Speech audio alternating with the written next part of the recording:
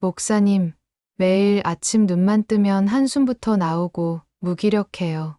하루하루가 그냥 버티는 것 같고 삶의 활력이 전혀 없어요. 아침에 눈 뜨면 가장 먼저 이 5가지 기도를 꼭 하세요. 삶에 활력이 생기고 인생이 정말 달라집니다. 솔직히 고백하겠습니다. 목사인 저도 몇 년 전만 해도 아침에 눈을 뜨면 제일 먼저 하는 일이 무엇이었는지 아십니까? 스마트폰을 집어드는 것이었습니다. 뉴스를 보고 메시지를 확인하고 SNS를 들여다보면서 하루를 시작했습니다. 기도는 그 다음이었습니다. 아니, 솔직히 말하면 기도는 나중에 여유가 있을 때 시간이 되면 하는 것이었습니다. 그런데 어느 날 한 권사님이 제게 물으셨습니다. 73세의 최은혜 권사님이셨습니다. 목사님, 아침에 눈 뜨시면 제일 먼저 무엇을 하세요? 저는 대답할 수가 없었습니다. 그 질문이 제 가슴을 찔렀습니다. 그날 밤 저는 무릎을 꿇고 회개했습니다. 눈물이 났습니다. 하나님께 드릴 첫 시간을 세상에 빼앗긴 제 자신이 부끄러웠습니다. 그리고 결심했습니다. 내일 아침부터는 눈을 뜨면 가장 먼저 하나님께 기도를 드리겠다고. 구체적으로 5가지 기도를 정해서 매일 아침 드리겠다고. 그렇게 시작한 지 3년이 지났습니다. 여러분, 제 인생이 정말로 달라졌습니다. 아침이 달라지니 하루가 달라졌고, 하루가 달라지니 인생이 달라졌습니다. 무기력했던 제 삶에 활력이 생기기 시작했습니다. 늘 피곤하고 지쳤던 마음에 기쁨이 찾아왔습니다. 그리고 놀라운 일이 일어났습니다. 제가 섬기는 교회 성도님들에게도 이 5가지 아침 기도를 권면했는데 한 분 한 분의 삶이 변화되기 시작한 것입니다. 우울증으로 고생하시던 한 집사님은 3개월 만에 약을 끊으셨습니다. 사업이 어려워서 절망하시던 한 권사님은 6개월 만에 기적 같은 회복을 경험하셨습니다. 가정의 불화로 힘들어하시던 한 성도님은 남편과의 관계가 완전히 회복되셨습니다. 이것이 우연일까요? 아닙니다. 이것은 하나님께서 우리에게 주신 아침의 능력입니다. 하루의 첫 시간을 누구에게 드리느냐에 따라 그 하루가, 그 인생이 완전히 달라지는 것입니다. 오늘 저는 여러분께 제 인생을 바꾼, 그리고 수많은 성도님들의 삶을 변화시킨 그 5가지 아침 기도를 나누고자 합니다. 이 5가지는 성경 말씀에 뿌리를 두고 있으며 수천 년 동안 믿음의 선배들이 실천해온 영적 원리입니다. 어렵지 않습니다. 특별한 능력이 필요하지도 않습니다. 다만 내일 아침 눈을 뜨는 순간 이 5가지를 기억하고 실천하기만 하면 됩니다. 준비되셨습니까? 그럼 지금부터 여러분의 인생을 바꿀 5가지 아침 기도를 함께 나누겠습니다. 여러분은 오늘 아침 눈을 뜨셨을 때 어떤 생각이 제일 먼저 드셨습니까? 아, 피곤해. 조금만 더 자고 싶다. 오늘도 해야 할 일이 태산 같은데. 몸이 너무 아파. 이 통증은 언제쯤 사라질까? 이런 생각들이 아니었나요? 저도 그랬습니다. 아침에 눈을 뜨면 제일 먼저 피곤함과 무거움이 밀려왔습니다. 하루를 시작하기도 전에 벌써 지쳐 있었습니다. 그런데 이것이 바로 우리 삶에서 활력이 사라지는 첫 번째 이유입니다. 불평으로 하루를 시작하면 하루 종일 불평이 따라다니고, 걱정으로 눈을 뜨면 하루 종일 걱정이 우리를 짓누르기 때문입니다. 그런데 성경은 이렇게 말씀하십니다. 이 날은 여호와께서 정하신 것이라 이 날에 우리가 즐거워하고 기뻐하리로다. 시편 118편 24절. 이 말씀이 우리에게 무엇을 가르쳐 줍니까? 오늘이라는 이 날은 여호와 하나님께서 친히 정하신 날이라는 것입니다. 우연히 온 날이 아닙니다. 하나님께서 특별한 목적을 가지고 여러분에게 선물로 주신 날입니다. 그렇다면 우리가 해야 할 반응은 무엇입니까? 즐거워하고 기뻐하는 것입니다. 불평이 아니라 감사입니다. 한숨이 아니라 찬양입니다. 원망이 아니라 기쁨입니다. 시편 기자는 이것을 알았기에 매일 아침 하나님께 감사로 하루를 시작했습니다. 다윗은 환난 중에서도, 도망 다니는 가운데서도, 아들에게 배신당하는 순간에도 하나님께 감사했습니다. 왜냐하면 그는 알았기 때문입니다. 오늘이 여호와께서 지으신 날이요, 하나님의 선물이요, 은혜의 기회라는 것을 말입니다. 그렇다면 우리는 어떻게 해야 합니까? 아주 간단합니다. 내일 아침 눈을 뜨는 그 순간 이불 속에서라도 이렇게 고백하는 것입니다. 하나님 아버지, 오늘 하루를 주셔서 감사합니다. 이 한마디면 됩니다. 길게 기도할 필요도 없습니다. 거창한 말이 필요한 것도 아닙니다. 다만 진심으로 오늘 하루를 주신 하나님께 감사를 드리는 것입니다. 그러면 여러분의 뇌에서, 여러분의 마음에서, 여러분의 영에서 놀라운 변화가 일어나기 시작합니다. 감사는 우리의 시선을 바꿉니다. 없는 것에서 있는 것으로, 문제에서 축복으로, 어둠에서 빛으로 바꾸어 놓습니다. 인천에 사시는 박순자 권사님의 이야기를 들려드리겠습니다. 67세이신 박 권사님은 20년 넘게 당뇨병과 고혈압으로 고생하고 계셨습니다. 매일 아침 눈을 뜨면 온몸이 쑤시고 아팠습니다. 약을 먹어야 하고, 혈당을 체크해야 하고, 식단을 조절해야 하는 것이 너무나 힘들었습니다. 그래서 아침마다 이렇게 중얼거리셨습니다. 아이고, 언제까지 이렇게 살아야 하나. 차라리. 하지만 말을 잇지 못하셨습니다. 그만큼 절망적이었습니다. 하루하루가 고통이었고 미래는 보이지 않았습니다. 그런데 1년 전 저희 교회에서 이 아침 기도에 대한 말씀을 들으시고 결심하셨습니다. 다음 날부터 아침에 눈을 뜨면 가장 먼저 감사 기도를 드리기로요. 처음엔 어색했습니다. 아픈 몸으로 어떻게 감사할 수 있겠습니까? 하지만 권사님은 억지로라도 고백하셨습니다. 하나님, 오늘도 살아서 눈을 뜰 수 있게 해주셔서 감사합니다. 첫날은 입술만 움직였습니다. 마음에서 우러나오는 감사가 아니었습니다. 그냥 해야 하니까, 목사님이 말씀하셨으니까 하는 것이었습니다. 이틀째도 사흘째도 마찬가지였습니다. 그런데 나흘째 되던 날, 뭔가 조금 달라졌습니다. 감사 고백을 하고 나니 마음이 조금 편안해지는 것 같았습니다. 일주일이 지났습니다.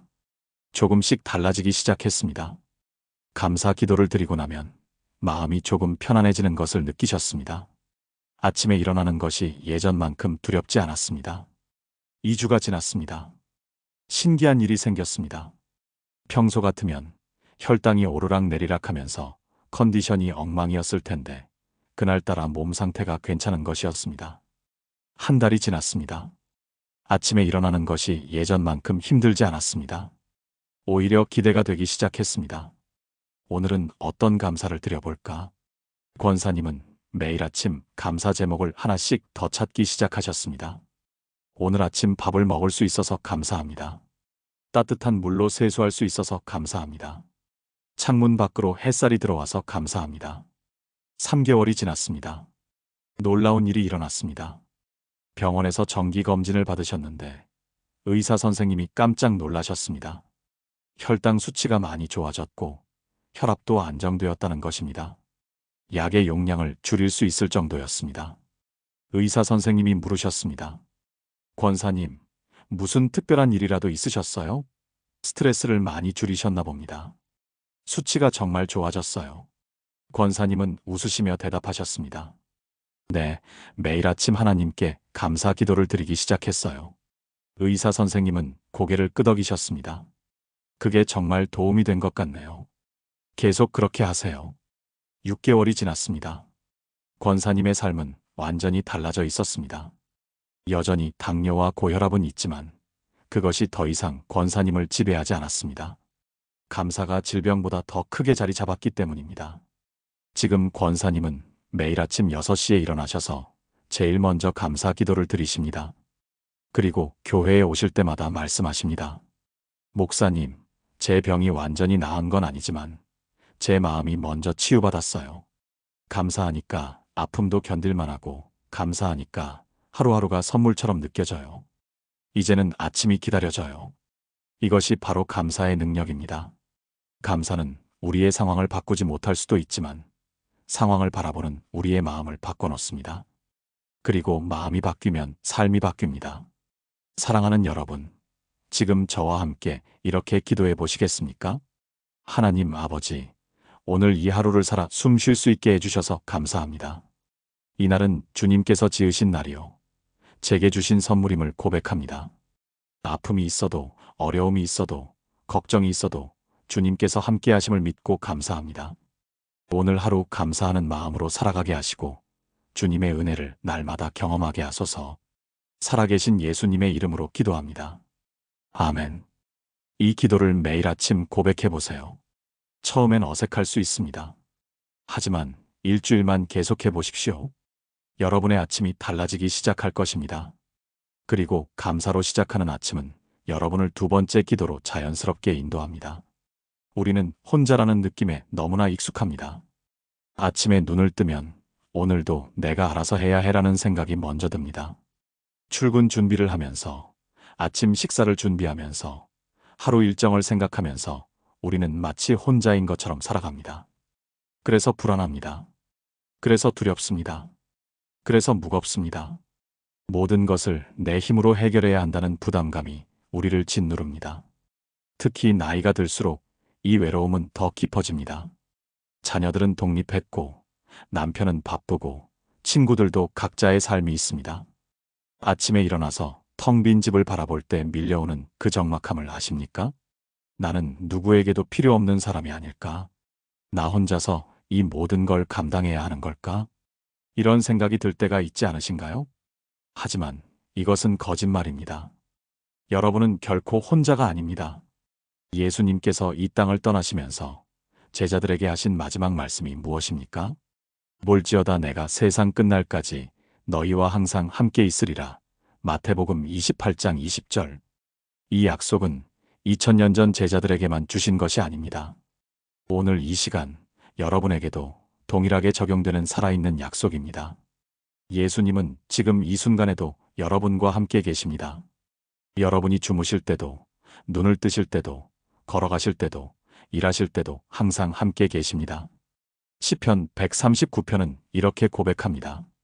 주께서 내 안고 일어섬을 하시며 멀리서도 나의 생각을 통촉하시오며 나의 모든 길과 내가 눕는 것을 살펴보셨으므로 나의 모든 행위를 익히 아시오니. 시편 139편 2절에서 3절. 하나님은 여러분의 모든 순간을 아십니다. 여러분의 모든 생각을 아십니다. 여러분의 모든 필요를 아십니다. 그리고 함께 계십니다. 단 한순간도 여러분을 혼자 두지 않으십니다. 이것이 우리가 매일 아침 기억해야 할 놀라운 진리입니다. 그렇다면 어떻게 이 진리를 우리 삶에 적용할 수 있습니까? 아침에 눈을 뜨자마자 이렇게 고백하는 것입니다. 주님, 지금 여기 저와 함께 계심을 믿습니다. 이 고백이 여러분의 하루를 완전히 바꿔놓을 것입니다. 침대에서 일어나실 때 주님께서 저와 함께 일어나십니다라고 고백하세요. 세수를 하실 때 주님께서 저와 함께 계십니다라고 고백하세요. 옷을 입으실 때 주님께서 저를 보고 계십니다라고 고백하세요. 아침 식사를 하실 때 주님께서 저와 함께 식탁에 앉아 계십니다라고 고백하세요. 출근길에 주님께서 저와 동행하십니다라고 고백하세요. 이것은 단순한 긍정적 사고가 아닙니다. 이것은 성경이 약속하는 영적 실제입니다. 하나님의 임재를 인식하는 순간 우리의 불안은 평안으로, 두려움은 담대함으로, 외로움은 기쁨으로 바뀝니다. 서울 강남에 사시는 김영애 집사님의 간증을 나누겠습니다. 58세이신 김 집사님은 대기업에서 중간 관리자로 일하고 계십니다. 매일 아침이 전쟁이었습니다. 출근하면 쏟아지는 업무, 까다로운 상사, 협력하지 않는 동료들 때문에 스트레스가 이만저만이 아니었습니다. 특히 2년 전 남편이 사업 실패로 직장을 그만두신 후로는 집사님 혼자 가정의 생계를 책임지게 되셨습니다. 무게가 너무 무거웠습니다. 아침에 눈을 뜨면 가슴이 답답했습니다. 오늘도 버텨야 해. 나 혼자 다 감당해야 해. 이 생각이 집사님을 짓눌렀습니다. 출근길 지하철 안에서 집사님은 늘 한숨을 쉬셨습니다. 회사에 도착하면 벌써 지쳐 있었습니다. 하루를 시작하기도 전에 말입니다. 그러다 6개월 전 새벽 기도회에서 이 말씀을 들으셨습니다. 하나님은 지금 이 순간에도 여러분과 함께 계십니다. 그날 집사님은 마음에 결심하셨습니다. 내일 아침부터 하나님의 임재를 인식하며 하루를 시작하자. 다음 날 아침 눈을 뜨자마자 집사님은 고백했습니다. 주님, 저와 함께 계심을 믿습니다.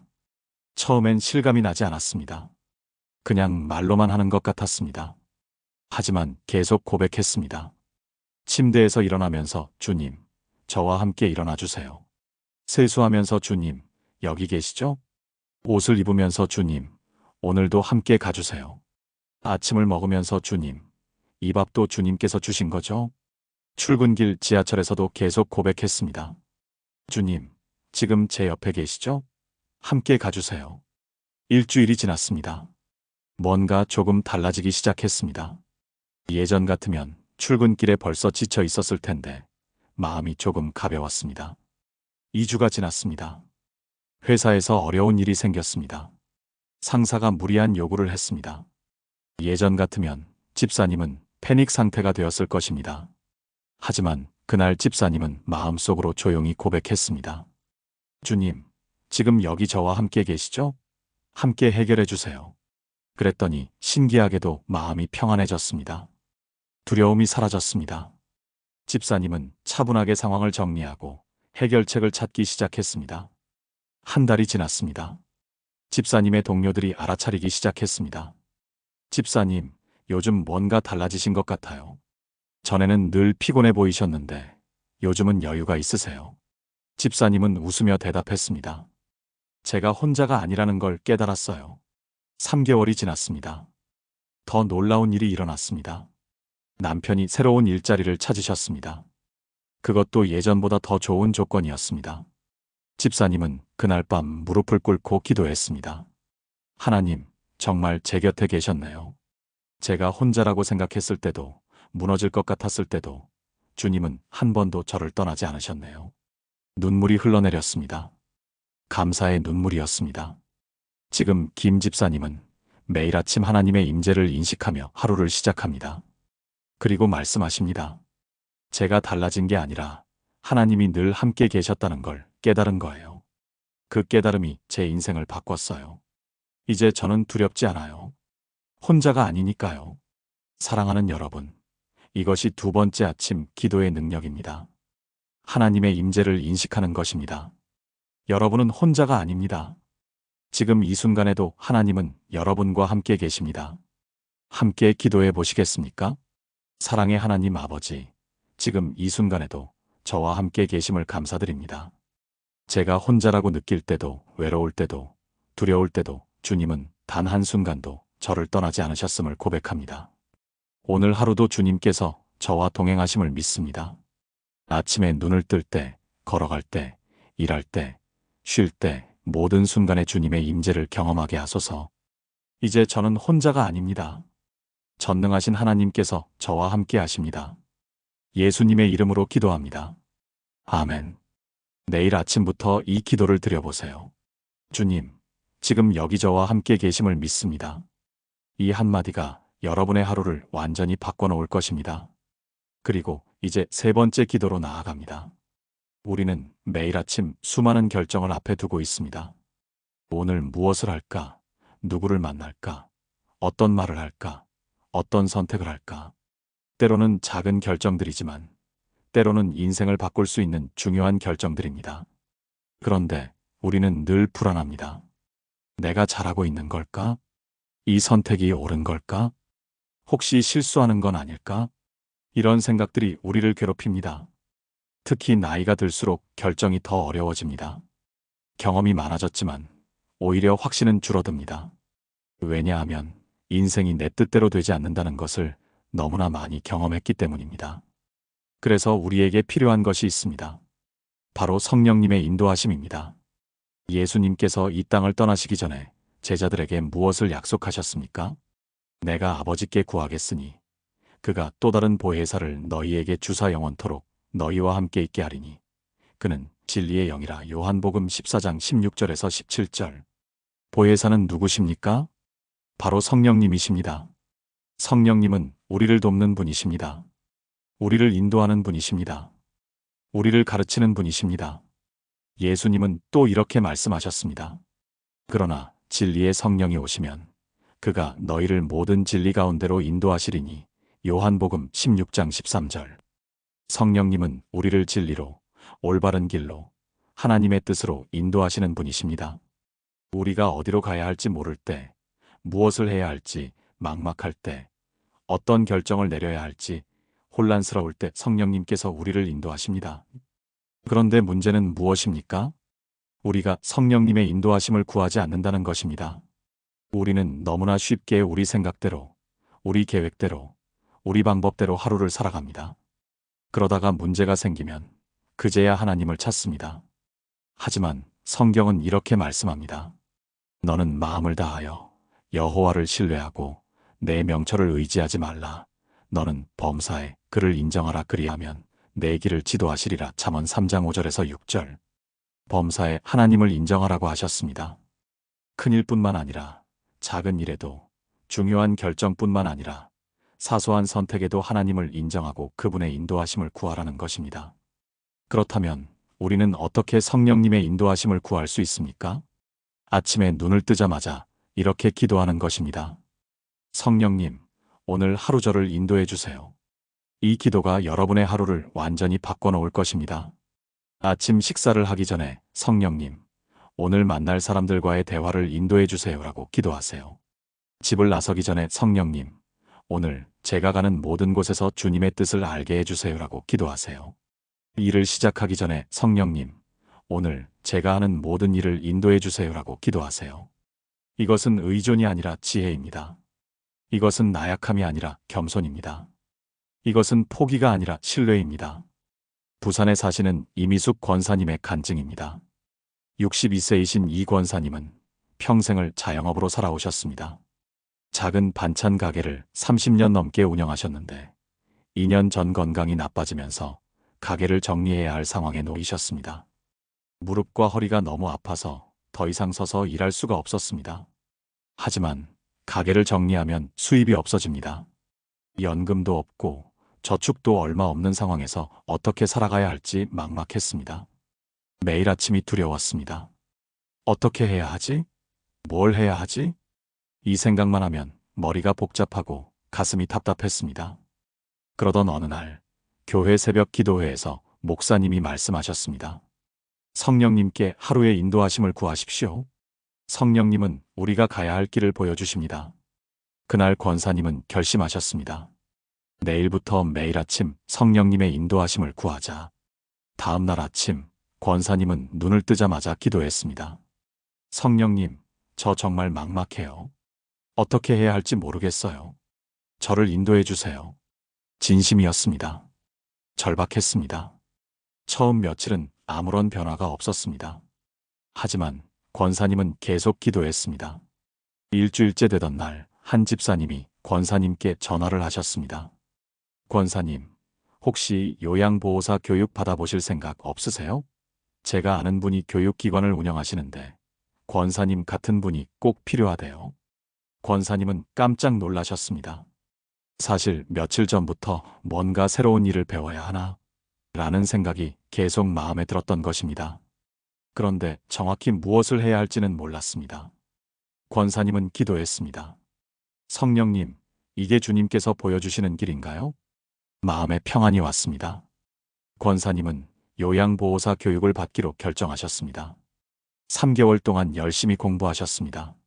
무릎과 허리가 아픈데도 불구하고 포기하지 않으셨습니다. 시험을 보는 날, 권사님은 기도했습니다. 성령님, 제가 이 길로 가는 게 맞다면 시험에 합격하게 해주세요. 결과가 나왔습니다. 합격이었습니다. 권사님은 눈물을 흘리셨습니다. 하나님, 정말 저를 인도하고 계셨구나. 자격증을 받고 일을 시작하셨습니다. 처음엔 걱정이 많았습니다. 내가 잘할 수 있을까? 힘들지 않을까? 하지만 매일 아침 성령님의 인도하심을 구하며 하루를 시작했습니다. 신기하게도 일이 잘 풀렸습니다. 권사님을 필요로 하는 어르신들이 나타났고 일하는 시간도 권사님의 체력에 맞게 조정되었습니다. 무엇보다 놀라운 것은 권사님의 마음이었습니다. 예전에는 불안하고 두려웠는데 이제는 평안했습니다. 성령님이 인도하시니까 괜찮아. 주님께서 길을 보여주실 거야. 이런 확신이 생겼습니다. 1년이 지났습니다. 권사님의 삶은 완전히 달라져 있었습니다. 수입도 안정되었고 건강도 오히려 좋아졌습니다. 이전에는 하루 종일 서서 일했지만 지금은 어르신을 돌보면서 앉아서 쉴 수도 있었기 때문입니다. 무엇보다 권사님은 이제 확신을 갖게 되셨습니다. 성령님께서 정말로 나를 인도하신다. 지금도 권사님은 매일 아침 기도하십니다. 성령님, 오늘도 저를 인도해 주세요. 어디로 가야 할지, 무엇을 해야 할지, 누구를 만나야 할지 알려주세요. 그리고 말씀하십니다. 성령님께 하루를 맡기니까 두렵지 않아요. 제 계획대로 안 되어도 괜찮아요. 주님의 계획이 더 좋다는 걸 알거든요. 사랑하는 여러분, 이것이 세 번째 아침 기도의 능력입니다. 성령님의 인도하심을 구하는 것입니다. 여러분의 지혜로는 알 수 없는 것들을 성령님은 아십니다. 여러분의 힘으로는 할 수 없는 것들을 성령님은 하실 수 있습니다. 함께 기도해 보시겠습니까? 성령 하나님, 오늘 하루 저를 인도해 주시기를 간구합니다. 제 생각이 아닌 주님의 뜻을, 제 계획이 아닌 주님의 계획을 따르기 원합니다. 오늘 제가 만날 사람들, 제가 갈 곳들, 제가 할 일들 모두 주님의 인도하심 가운데 있게 하소서. 제 명철을 의지하지 않고 주님을 신뢰합니다. 범사의 주님을 인정하오니 제 길을 지도해 주소서. 성령님, 제 안에서 역사하셔서 주님의 선하시고 기뻐하시고 온전하신 뜻을 알게 하소서. 예수님의 이름으로 기도합니다. 아멘. 내일 아침부터 이 기도를 드려보세요. 성령님, 오늘 하루 저를 인도해 주세요. 그러면 성령님께서 여러분이 가야 할 길을 보여주실 것입니다. 이제 네 번째 기도로 나아갑니다. 우리는 매일 영적 전쟁터에 살고 있습니다. 눈에 보이지 않지만 우리를 넘어뜨리려는 세력이 있습니다. 우리를 낙심하게 하고 두렵게 하고 포기하게 만들려는 원수가 있습니다. 아침에 눈을 뜨자마자 이런 생각들이 밀려올 때가 있지 않습니까? 오늘도 똑같을 거야. 아무것도 달라지지 않아. 나는 안 돼. 나는 늘 실패해. 이제 나이도 많은데 뭘 할 수 있겠어. 아무도 나를 이해하지 못해. 나는 혼자야. 이런 생각들이 어디서 옵니까? 바로 마귀에게서 옵니다. 마귀는 거짓말쟁이입니다. 예수님께서 이렇게 말씀하셨습니다. 그는 거짓말쟁이요 거짓의 아비니라. 요한복음 8장 44절. 마귀는 우리에게 거짓말을 속삭입니다. 너는 안 돼. 너는 부족해. 너는 버림받았어. 너는 소망이 없어. 이런 거짓말로 우리를 무너뜨리려고 합니다. 그렇다면 우리는 어떻게 이 거짓말과 싸울 수 있습니까? 바로 하나님의 말씀으로 무장하는 것입니다. 에베소서 6장 17절은 이렇게 말씀합니다. 구원의 투구와 성령의 검 곧 하나님의 말씀을 가지라. 하나님의 말씀은 성령의 검입니다. 이 검으로 우리는 원수의 거짓말을 물리칠 수 있습니다. 예수님께서도 광야에서 시험 받으실 때 어떻게 하셨습니까? 마귀가 3번 시험할 때마다 예수님은 말씀으로 대응하셨습니다. 기록되었으되라고 하시면서 성경 말씀을 선포하셨습니다. 그러자 마귀는 물러갔습니다. 왜냐하면 마귀는 하나님의 말씀을 이길 수 없기 때문입니다. 우리도 마찬가지입니다. 아침에 눈을 뜨자마자 하나님의 말씀으로 무장해야 합니다. 원수의 거짓말이 들려올 때 하나님의 진리로 대응해야 합니다. 그렇다면 어떻게 말씀으로 무장할 수 있습니까? 매일 아침 하나님의 말씀 한 구절을 암송하고 고백하는 것입니다. 예를 들어 오늘 아침 이 말씀을 붙잡으십시오. 내게 능력 주시는 자 안에서 내가 모든 것을 할 수 있느니라. 빌립보서 4장 13절. 나는 안 되라는 거짓말이 들려올 때 이 말씀을 선포하십시오. 아니야. 내게 능력 주시는 자 안에서 나는 모든 것을 할 수 있어. 또는 이 말씀을 붙잡으십시오. 여호와는 나의 목자시니 내게 부족함이 없으리로다. 시편 23편 1절. 나는 부족해라는 거짓말이 들려올 때 이 말씀을 선포하십시오. 아니야. 여호와는 나의 목자시니 내게 부족함이 없어. 또는 이 말씀을 붙잡으십시오. 두려워하지 말라. 내가 너와 함께함이라. 놀라지 말라. 나는 내 하나님이 됨이라. 이사야 41장 10절.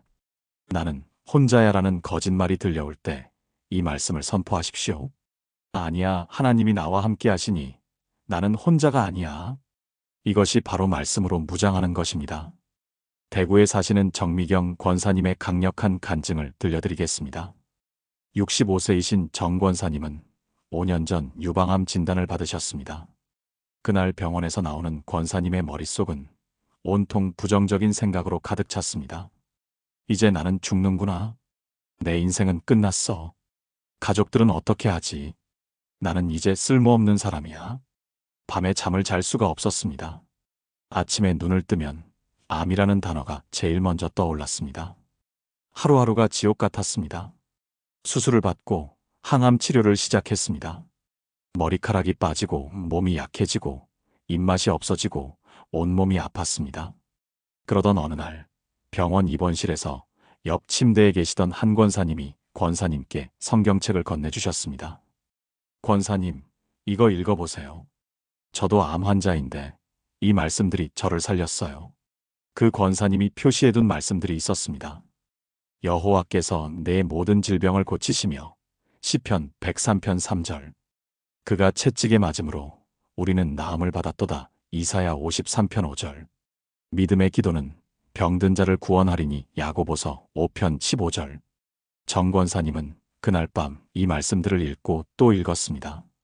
그리고 결심했습니다. 내일 아침부터 매일 이 말씀들을 고백하자. 원수의 거짓말 대신 하나님의 진리를 선포하자. 다음 날 아침 눈을 뜨자마자 권사님은 말씀을 고백했습니다. 여호와께서 내 모든 질병을 고치신다. 나는 죽는다라는 생각이 들 때마다 말씀을 선포했습니다. 아니야, 예수님이 채찍에 맞으셨으므로 나는 나음을 받았어. 처음엔 믿어지지 않았습니다. 몸은 여전히 아팠고 상황은 변하지 않았습니다. 하지만 권사님은 계속 말씀을 고백했습니다. 항암 치료를 받으러 가는 날 아침에도 말씀을 선포했습니다. 하나님이 내 모든 질병을 고치신다. 주사를 맞을 때도 마음속으로 말씀을 외웠습니다. 예수님의 보혈로 나는 치유받는다. 일주일, 2주, 한 달이 지났습니다. 신기한 일이 일어나기 시작했습니다. 권사님의 마음이 달라지기 시작한 것입니다. 예전에는 나는 죽는다라는 생각으로 하루를 시작했지만 이제는 하나님이 나를 치유하신다라는 확신으로 하루를 시작했습니다. 두려움이 사라지기 시작했습니다. 3개월이 지났습니다. 담당 의사 선생님이 놀라셨습니다. 권사님, 항암 치료에 대한 반응이 정말 좋으세요. 암세포가 많이 줄어들었어요. 이 정도면 수술 후 예후가 아주 좋을 것 같습니다. 권사님은 눈물을 흘리며 감사 기도를 드렸습니다. 하나님, 말씀이 정말 살아 역사하는구나. 6개월이 지났습니다. 재검사 결과가 나왔습니다. 암세포가 거의 사라졌습니다. 의사 선생님이 말씀하셨습니다. 기적이에요. 정말 기적입니다. 권사님은 웃으며 대답했습니다. 네, 하나님의 말씀이 기적을 만들었어요. 1년이 지났습니다. 완전관의 판정을 받으셨습니다. 암이 사라진 것입니다. 지금도 정 권사님은 매일 아침 하나님의 말씀으로 하루를 시작합니다. 여호와께서 내 모든 질병을 고치시며 내 생명을 파멸해서 속량하시며 인자와 긍휼로 내게 관을 씌우시며 그리고 말씀하십니다. 말씀이 저를 살렸어요. 말씀이 저를 치유했어요. 말씀이 저에게 새 생명을 주셨어요. 이제 저는 압니다. 하나님의 말씀은 정말로 살아있고 힘이 있다는 것을요. 사랑하는 여러분, 이것이 네 번째 아침 기도의 능력입니다. 말씀으로 무장하는 것입니다.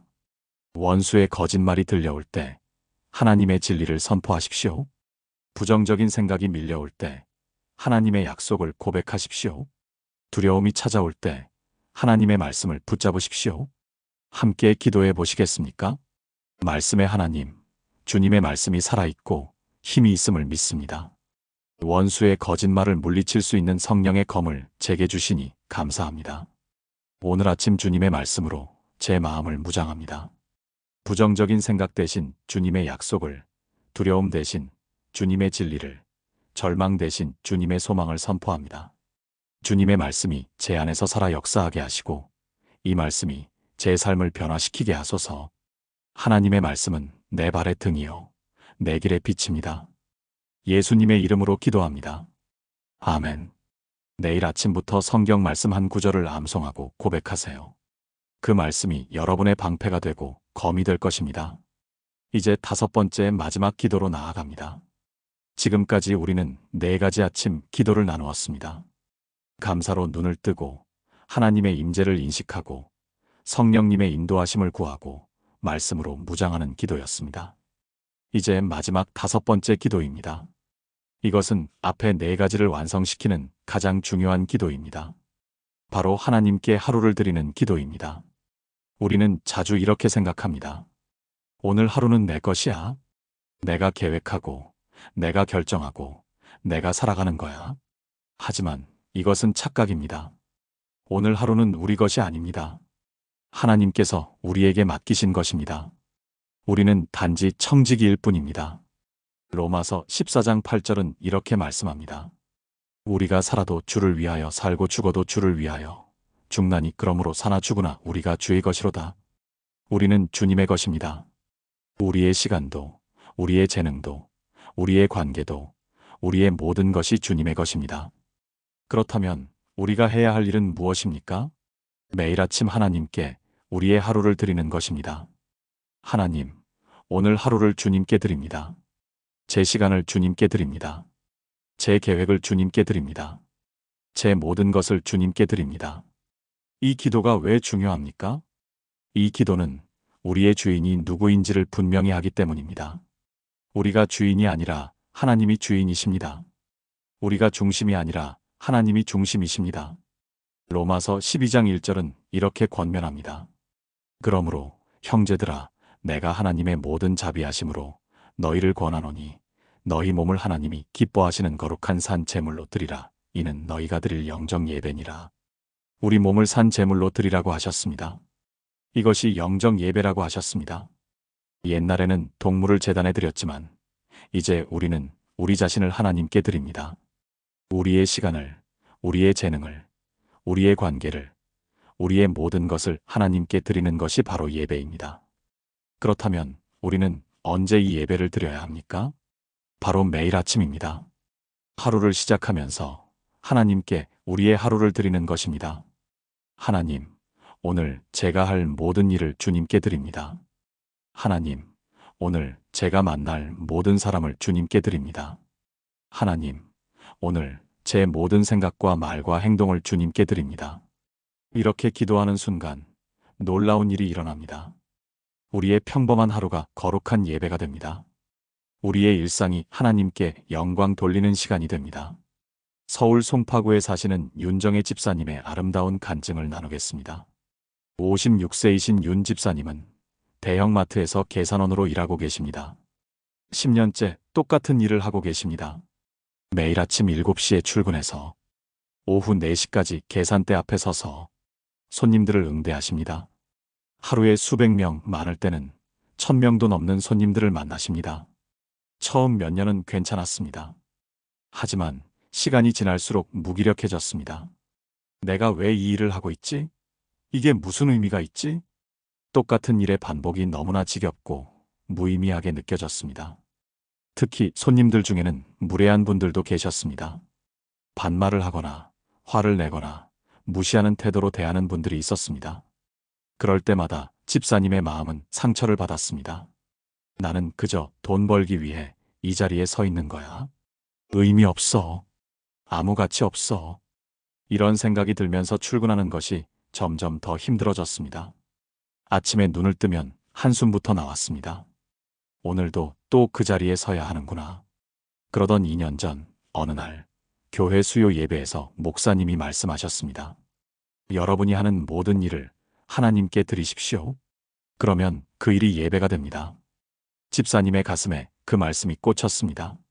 내 일을 하나님께 드린다? 계산대에 서는 것이 예배가 된다? 그날 밤 집사님은 무릎을 꿇고 기도했습니다. 하나님, 제 일이 너무 무의미하게 느껴져요. 하지만 목사님 말씀대로 제 일을 주님께 드리고 싶어요. 도와주세요. 다음 날 아침 출근하기 전에 집사님은 기도했습니다. 하나님, 오늘 하루 제 시간을 주님께 드립니다. 제가 만날 모든 손님을 주님께 드립니다. 제 일을 주님께 드립니다. 처음엔 실감이 나지 않았습니다. 하지만 계산대에 서서 손님을 응대할 때마다 마음속으로 기도했습니다. 하나님, 이 손님도 주님께서 보내주신 거죠? 주님을 섬기듯이 이 손님을 섬기겠습니다. 신기하게도 마음가짐이 달라지기 시작했습니다. 예전에는 그저 빨리 계산하고 다음 손님을 받아야 한다고 생각했는데 이제는 한 분 한 분이 소중하게 느껴졌습니다. 일주일이 지났습니다. 한 할머니 손님이 계산대에 오셨습니다. 손이 떨리셔서 지갑에서 돈을 꺼내는 게 느리셨습니다. 뒤에 줄 선 손님들이 불평하기 시작했습니다. 예전 같으면 집사님도 조급했을 것입니다. 하지만 그날 집사님은 달랐습니다. 할머니, 천천히 하세요. 괜찮으세요? 할머니를 향해 웃으며 말씀드렸습니다. 할머니가 집사님을 보시더니 눈물을 글썽이셨습니다. 아가씨, 고마워요. 어딜 가도 다들 나를 귀찮아하는데 당신은 참 친절하구나. 그 순간 집사님의 마음에 뭔가 따뜻한 것이 흘러들어왔습니다. 아, 이게 주님을 섬기는 거구나. 이 할머니를 섬기는 게 주님을 섬기는 거구나. 한 달이 지났습니다. 집사님의 태도가 완전히 달라졌습니다. 모든 손님을 주님께서 보내주신 분으로 대했습니다. 무례한 손님이 와도 화내지 않고 오히려 그분을 위해 기도했습니다. 하나님, 저분이 왜 저렇게 화가 나 계신지 모르겠지만 주님께서 위로해 주세요. 3개월이 지났습니다. 놀라운 일이 일어나기 시작했습니다. 단골 손님들이 집사님을 찾기 시작한 것입니다. 저 계산대로 가야지. 저 집사님이 너무 친절하시거든. 어느 날은 한 아주머니가 말씀하셨습니다. 집사님, 집사님한테 계산 받으면 기분이 좋아져요. 뭔가 다르세요. 집사님은 웃으며 대답했습니다. 제가 특별한 게 아니라 하나님이 특별하신 거예요. 6개월이 지났습니다. 매장 점장님이 집사님을 부르셨습니다. 집사님, 고객 만족도 조사에서 집사님이 1등 하셨어요. 손님들이 집사님을 정말 좋아하세요. 인센티브 드릴게요. 집사님은 놀랐지만 더 감사했습니다. 일을 하나님께 드렸더니 하나님께서 이렇게 축복으로 갚아주시는 것이었습니다. 1년이 지났습니다. 집사님의 삶은 완전히 달라져 있었습니다. 똑같은 일을 하지만 이제는 기쁩니다. 똑같은 자리에 서 있지만 이제는 의미가 있습니다. 왜냐하면 그 자리가 예배의 자리가 되었기 때문입니다. 지금도 윤 집사님은 매일 아침 출근하기 전에 기도하십니다. 하나님, 오늘 하루를 주님께 드립니다. 제가 만날 모든 손님을 주님께 드립니다. 제 일을 주님께 드립니다. 오늘 하루 주님을 기쁘시게 하는 종이 되게 하소서. 그리고 말씀하십니다. 제 일이 바뀐 게 아니에요. 제가 바뀐 거예요. 하나님께 하루를 드렸더니 평범한 일상이 거룩한 예배가 되었어요. 이제 저는 압니다. 어떤 일을 하든 어디에 있든 그것을 하나님께 드리면 모두 의미 있고 가치 있는 일이 된다는 것을요. 사랑하는 여러분, 이것이 5번째 아침 기도의 능력입니다. 하나님께 하루를 드리는 것입니다. 여러분의 시간을 하나님께 드리십시오. 여러분의 계획을 하나님께 드리십시오. 여러분의 일을 하나님께 드리십시오. 여러분의 관계를 하나님께 드리십시오. 여러분의 모든 것을 하나님께 드리십시오. 그러면 여러분의 평범한 하루가 거룩한 예배가 될 것입니다. 함께 기도해 보시겠습니까? 사랑하는 하나님 아버지, 오늘 하루를 주님께 드립니다. 제 시간을 주님께 드리고 제 계획을 주님께 드리며 제 모든 것을 주님께 드립니다. 오늘 제가 할 모든 일이 주님을 기쁘시게 하는 예배가 되게 하소서. 제가 만날 모든 사람을 주님을 섬기듯이 섬기게 하시고 제가 하는 모든 말이 주님의 영광을 드러내게 하소서. 제 몸을 하나님이 기뻐하시는 거룩한 산 제물로 드립니다. 사나 죽으나 저는 주님의 것입니다. 오늘 하루 주님의 뜻대로 주님의 영광을 위해 주님을 기쁘시게 하는 삶을 살게 하소서. 예수님의 이름으로 기도합니다. 아멘. 내일 아침부터 이 기도를 드려보세요. 하나님, 오늘 하루를 주님께 드립니다. 그러면 여러분의 평범한 하루가 하나님께 영광 돌리는 거룩한 시간이 될 것입니다. 지금까지 나눈 5가지 아침 기도를 하나의 기도로 드리겠습니다. 함께 기도하시겠습니까? 전능하신 하나님 아버지, 오늘 이 시간 주신 5가지 아침 기도의 놀라운 능력을 감사드립니다. 감사로 하루를 시작하게 하시고 주님의 임재를 인식하게 하시며 성령님의 인도하심을 주시고 말씀으로 무장하게 하시며 하루를 주님께 드리도록 가르쳐 주신 하나님을 찬양합니다. 오늘 아침 제가 눈을 뜬 것부터 주님의 은혜임을 고백합니다. 이날은 주님께서 지으신 날이요, 제게 주신 선물입니다. 아픔이 있어도, 어려움이 있어도, 걱정이 있어도 감사합니다. 주님께서 함께 하시기 때문입니다. 저는 고백합니다. 지금 이 순간에도 주님께서 저와 함께 계심을, 단 한순간도 저를 떠나지 않으심을, 제 모든 것을 아시고 계심을 믿습니다. 성령 하나님, 오늘 하루 저를 인도해 주소서. 제 생각이 아닌 주님의 뜻을, 제 계획이 아닌 주님의 계획을 따르기 원합니다.